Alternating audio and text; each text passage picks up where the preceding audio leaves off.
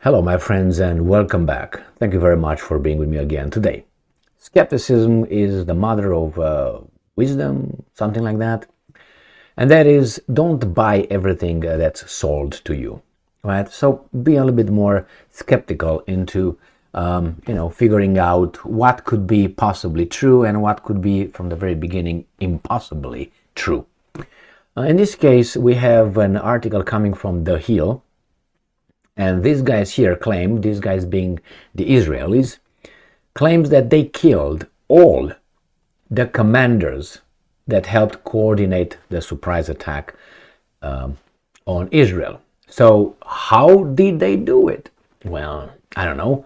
They just assassinated them. They had some commandos going over there in the middle of the night. I know, pouring mercury in their ear. I know, pointing them, pinching them with some umbrellas. I don't know, detonating a bomb somewhere. I don't know, car or maybe mailbox or something like that. All this kind of Mossad presence, quote unquote, that helped before will happen again. Or I don't know, poisoning like the Russians method, because only they use that. So let's see what The Hill reports here. Very interesting. So if they killed all these guys, that means Hamas should be a headless fighter, right? That means gone, destroyed. I don't think that's going to happen. But anyway, Israel claims Hamas commanders that helped coordinate surprise attack have been killed. So the commanders. The Israeli Defense Forces, IDF, claim to have killed two leading Hamas commanders who helped coordinate last week's attack on Israeli communities near the Gaza Strip. Israel claims Hamas commanders that helped coordinate surprise. So misleading, but anyway, it makes you think that they killed all of them, the commanders, commanders. And then they tell you here, well, how about two leading commanders? Based on precise IDF and ISA, Israel Security Authority intelligence, IDF aircraft killed Ali Qadi, a company commander of the Hamas Nukhba commando force, who led the terror attack in Israeli communities near the Gaza Strip last weekend, an IDF post stated on Saturday. I tell you why I'm skeptical about it. I think that this Al-Qadi is not someone who was born yesterday and the Israeli found out yesterday and they killed him today. So to kill this guy so fast is either you knew about him and you surveilled him and you monitored his location from a long time ago, and I don't know why you did not take care of him then. You let them act. Now, I don't think this Al-Qadi, if Al-Qadi was on the commanders, do you think this is his first time when he's the commander and doing such a thing? Do you think this is his first my bad kind of moment? I mean, let's say it is his first my bad. That was pretty fast. Don't you think in 1 week or not? They don't tell us. Did they tell us exactly? No, they didn't tell us.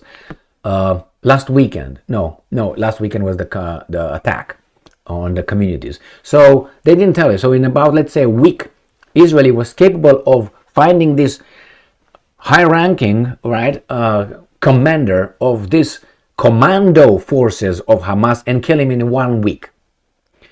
Personally, from what I know, that's kind of like almost impossible to figure out who was in charge, his location, and hit him on live. Like, boom, where's over there, clank, destroy him. I mean, to do this, to coordinate this in a week is either you're fantastic, but you just failed to defend yourself from this huge attack on your country, which you can't have both. You can't be a loser like that, you can't even run, but tomorrow you're a world champion in sprinting.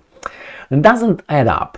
So if you're so good in detecting these kind of things and figuring it out when that guy's having his at night or the day, whenever he likes it, or both, to destroy him like that in 1 week, and do not kill this guy before, that means what happened here? I know some people that are bad dudes, you don't eliminate them because you want to know more. and you want to know more. You want to know more. You want to know more. But you knew so much that you couldn't prevent what happened. You were like, oh, we didn't know anything, but Egypt told us like 3 times with 3 days before this that these guys are ready to do it. And in 3 days, they couldn't figure it out, but they figured out Al-Qadi, where he is at, and destroyed. Skepticism, my friends, skepticism. But you can think however you want. For me, from what I know, this is something that is supernatural. And if it's supernatural there, why was so not even normal to defend your country from an invasion of, was it thousands of people coming over? Or hundreds? Let's put it hundreds, because hundreds could be 200, could be 900. So I don't know exactly how many there were. So let's say hundreds, it could be 1,500 people attack, and you did not know shit about it. And this was planned for, I guarantee you, months. Again, could be 10 months, could be 25 months, could be 5 months. I don't think it was planned over a weekend whatsoever. And they planned it without BBB, without click, without anything like that. Hundreds of people were coordinated so exactly. How did you communicate on the day? And nobody picked up on that, but they picked up on where these guys are sleeping. My friends, we're not idiots. We're not idiots, okay? Either the guy was not killed or was killed. Now, obviously. Now, was killed because they knew about him? I suspect yes. They knew exactly who this guy was. Now, if you knew who this guy was and you have so exact information, you didn't have information to hear what this guy is planning, you gotta be fucking kidding me. And they said on a idiotic media outlet, you know why? You know what? The Israeli failed in, I think it was an American intelligence idiot. Yes. He said because failed in finding out because these guys did not use the Hamas did not use the social media. They didn't use telephones, the communication. That means they're under surveillance. Isn't that the conclusion? Yeah, okay. But that's not the only way you find out where the people are. You can monitor them from a distance. You can hear conversation without being in a room, without planting nowadays. And it's been what? For at least tens of years. They can listen to you from, I don't know, a mile away. They cannot, maybe not a mile, but they can listen to you where you're at. So if these guys knew where this guy was, they would have been listened to from way above, all right, or next apartment, or somewhere. What are you talking about, man? Wake up. So no, they found out where he was in a week and destroyed him, but they didn't survey him, before he commanded the whole thing.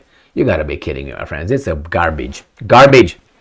Yeah, I think they knew where this guy was, and if they knew something more than that. Because they just, we know he's having sex in their apartment, leave him over there. Yeah, we're not gonna listen to him, because he's never done it before. Oh my God, guys thinks we're idiots. So, the Gilad Shalit prisoner exchange. Oh no, this guy, tell us about who this guy was. Oh, here he is. So this guy, Israel's military claims Qadi was apprehended in 2005 following the kidnapping and murder of Israeli civilians. So this guy was not a guy that you just release him back into the yard because you're going to kill some more hens or chicken, right? He was released. When you're released, what do you think happens to you? Where is he going? Who is he talking to? What connections? What is he all about? From time to time you figure out, you like the same.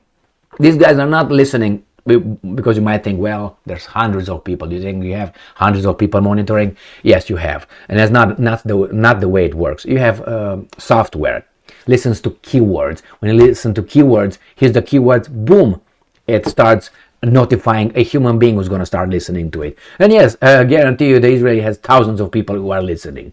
Not hundreds, thousands, one-on-one. But anyway, and you leave him at 2005. Why do you think you release him? To see where he's going.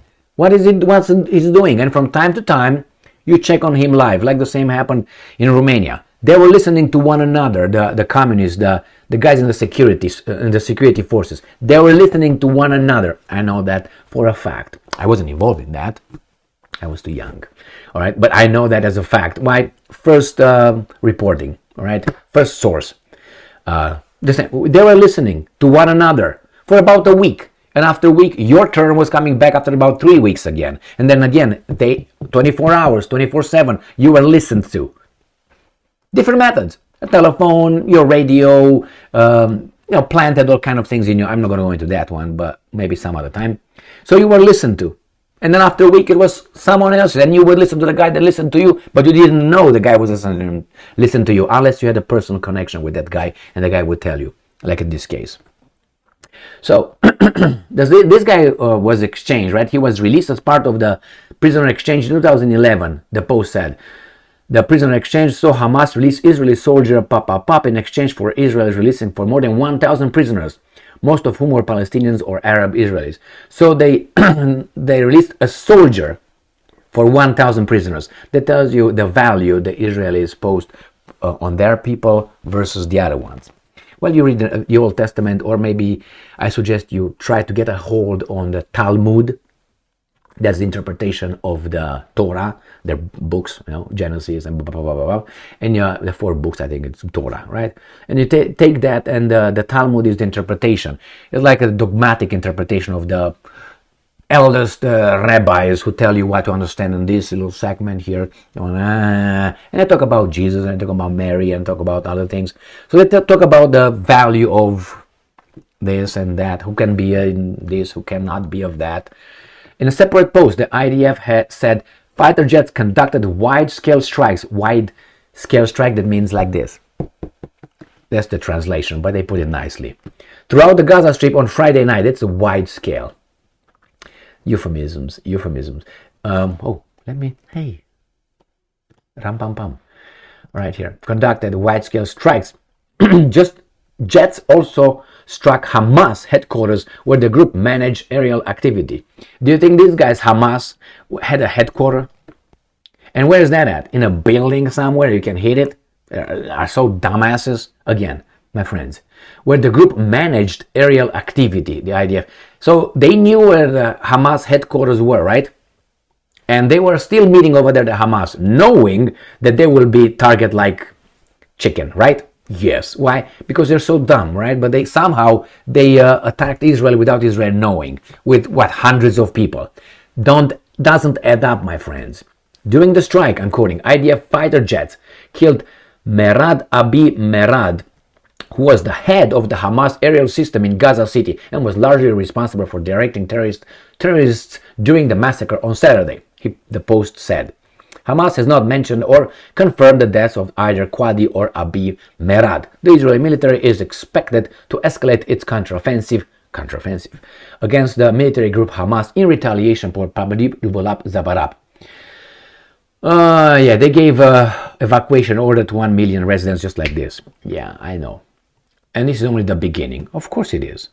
They were not going to be satisfied until Gaza doesn't exist or is empty, no more people, and then they can build their beautiful settlements with their money. Okay, whatever, man. Whatever I said is true.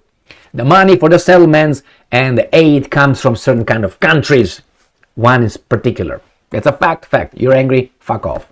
All right, basically. What do you mean you tell 1 million people to move out? Can you move out tomorrow with your family and all your neighborhood? 1 million people is not like 5 people. Again, if you're not going to move, what am I going to say? Well, your fault, you didn't move, I told you. Flatten the land. They told those guys to move 1 million out of 2.3 million in Gaza. So half of the population on that little strip has to move where? On top of one another? Where are you going to move? Like ants? And if you don't move, they'll say, hey, we told you. Widespread, how they strikes, how I said, widespread. You can make up. I mean, these guys are ridiculous. Where is that? Exchange, struck, wide-scale strikes, wide-scale. So the Russians are conducting wide-scale strikes on Odessa, okay, or on Kiev. Okay. Put it in another context to see how idiotic and how defensive this sounds. Anyway, here's my friends. I guarantee you, the 99% Israel is going to flatten the land, and the Americans and the Brits will guard everybody else. Like, don't fucking intervene. We're gonna queue up, and we'll see what the other guys are gonna do, because they have other people behind them as well. So maybe they decide to intervene, and then with the help of Biden's administration, we are going to have a few wars and more to come. Please look for Georgia, not the state of Georgia, Georgia, not Ray Charles' song. So Georgia, on my mind. You have Armenia, their neighbors. That's going to be the next shit over there, I almost guarantee you. Then look for in the Balkans with Serbia and their province, Kosovo. You didn't like that? I don't care. Anyway, you like that? Good. Then you have Taiwan. Look for that one. The Woodstock in North Korea. Look for that one. I mean, there's so much garbage started by these guys. What are they gonna do? It's a reshuffling of the world. That's what it is. Thank you very much for being with me again today. Stay strong, stay smart, look for the truth, and be just.